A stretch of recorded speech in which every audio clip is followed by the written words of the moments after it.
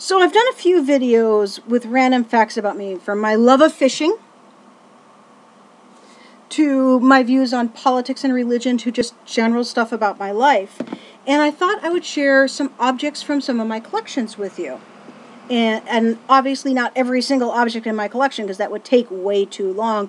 Plus some of them are in storage in the attic, and I'm not digging in the attic for them. But let's start with this. This is a vintage purse. I love vintage purses. I got this at an antique store in the Palm Springs area called Collector's Corner. It's called a box purse for obvious reasons. And I mostly collect chainmail purses from the 70s that you would see like at the disco, but I couldn't resist this. Could you imagine the damage this would do to a mugger? I can. You know, and I would say 80 to 90% of my stuff comes from thrift stores. Not everything. Some of them does come from antique stores. Some of them comes from eBay. Some of them comes from Etsy. You know, but the vast majority comes from thrift stores. Like this. I collect vintage pressed glass. Now, I have to say I've stopped collecting it because I've got way too much. But I am looking for more pieces like this. I found this at a thrift store along with 2 other tumblers and an ice bucket all together for $10. And so the original would have had 4 tumblers, not 3. So I need at least 1 more to make a complete set of 4, 3 more to make a set of 6, or 5 more to make a set of 8. So I can have an even number. And personally, I wouldn't spend more than $2 on something like this, considering that I spent only $10 on the original set. I've checked thrift stores, I've asked at antique stores, I've looked on eBay, I've looked on Etsy. I cannot find any more like this. I hope someday I do. Maybe this video will give me a lead. Now, another thing I collect, and it was completely by chance. It was started with these 2 pieces. And I bought them at a thrift store, or not a thrift store, an antique store in Virginia City called Primrose Lane Antiques. It's, you know, and they were actually bought at 2 separate estate sales by the dealer, but I saw them and realized the 2 of them needed to be together. And so I ended up collecting vintage Masonic items, specifically Order of the Eastern Star. And this is obviously a necklace, you know, and this is a compact that has never been used. You can see that the little sticker is still there, you know. The pad is deteriorated, even though it's never been used, but yeah. I saw them in 2 separate spots, and I said, those pieces need to be together, but I had no idea they were Masonic. And truthfully, the dealer didn't know they were Masonic. I didn't find out until I asked somebody online, showing them the pictures. And that's when I started actually collecting, and that's when my parents revealed to me that, oh, by the way, when you were 2 weeks old, the Masons showed up at our door saying that you were in line to be a Mason. But we said no because we didn't know anything about the Masons. So I should have been a Mason, people, because apparently I'm a legacy somewhere on my father's side. You know. Another thing I collect, and I don't have a bunch of pictures of it because I've got so much of this.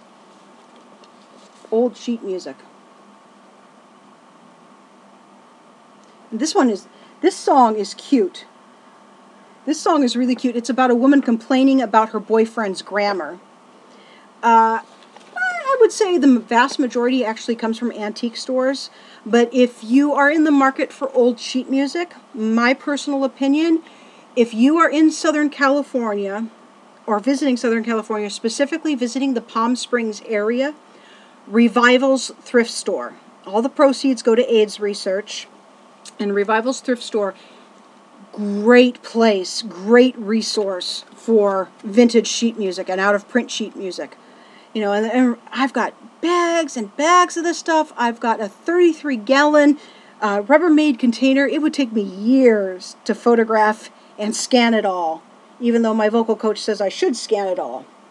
I would basically need to hire somebody to do it, and that would be way too much money. Another thing I collect is old lamps, and I picked this habit up from my mother, who also loves old lamps.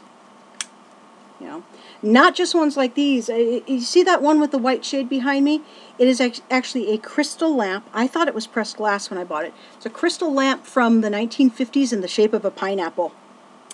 Yeah, I love that lamp.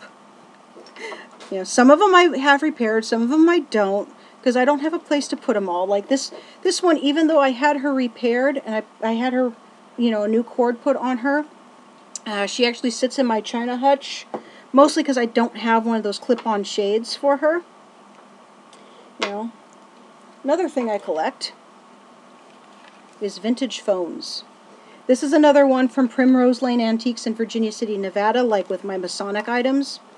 You know, and this is a telephone repairman's phone. This is one of my favorites in my collection. You can see where it clipped onto his belt, and the little alligator clips that he would have clipped into the line. And this one is actually made in Canada. It's from 1969. As you can see, it's a rotary phone. Most of my phones are rotary phones.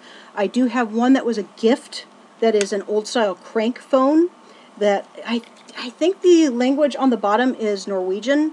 If I remember correctly, it's from Norway. And there's another one that I have that is, I believe, a ship-to-shore phone. Now, let's talk dolls. Let's talk dolls. I wouldn't say I specifically collect dolls. My mom got into this thing where when she was really stressed out, where she started looking for porcelain dolls that were given to children who were too young to have them and ended up at thrift stores.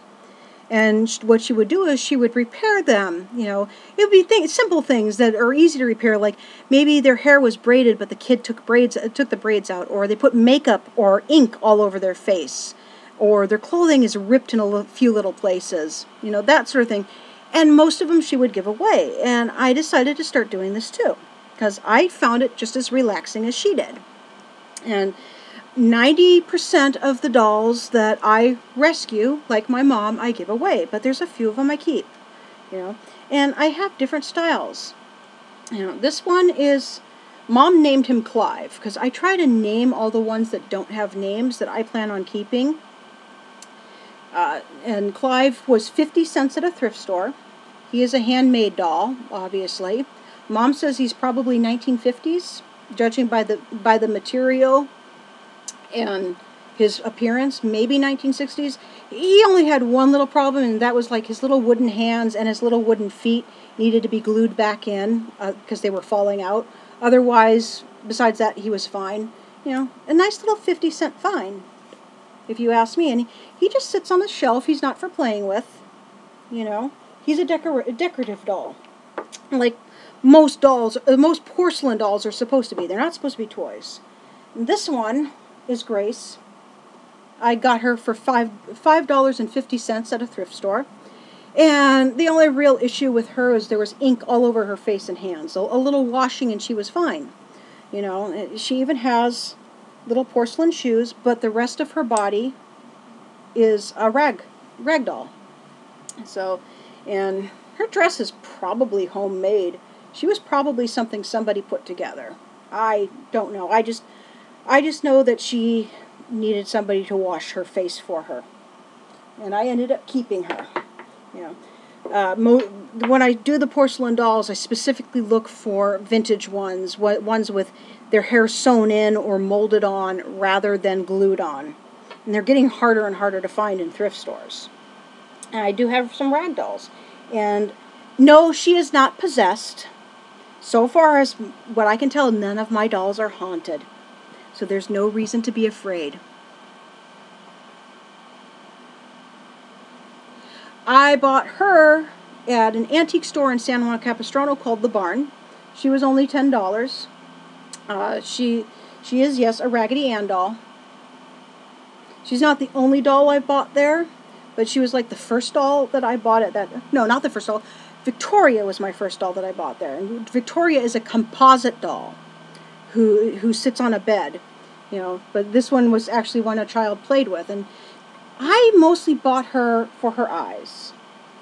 I have seen painted on eyes on Raggedy Ann's. I've seen sewn on eyes, but I've not seen ones in that particular style before.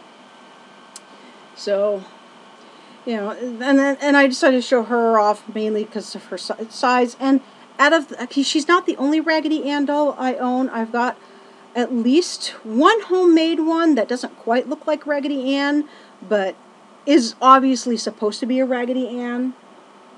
And I think one other, and I've got a Raggedy Andy that was a gift. But, you know, she's my favorite out of them all. You know, but I've got other rag dolls. I've got one that I bought at the Peach House in Virginia City, Nevada, another great antique store. The owner wants to retire, so, you know, if you're in Virginia City and it happens to be open, go in and buy while you can. Hopefully she's still in business when I get there in October. So those are some of my collections. This video is much longer than I expected it to be, but hopefully you enjoyed it. And if you have any leads on this, you know, I don't want to spend a lot. Obviously, shipping and handling will cost at least $5, if not more. But for the glass itself, I would rather pay only like $2. And I'd rather go cheap on the shipping and handling too, truthfully. Obviously, I want it to show up in one piece, but, you know, I don't want to spend a lot on something just to complete this, especially if I can only find one. You know, it'd be different if I found like 10. Well, I wouldn't want 10. That would bring my collection up to 13. No, 1 to 5 of these. That's all I'm looking for. All right? Cheers.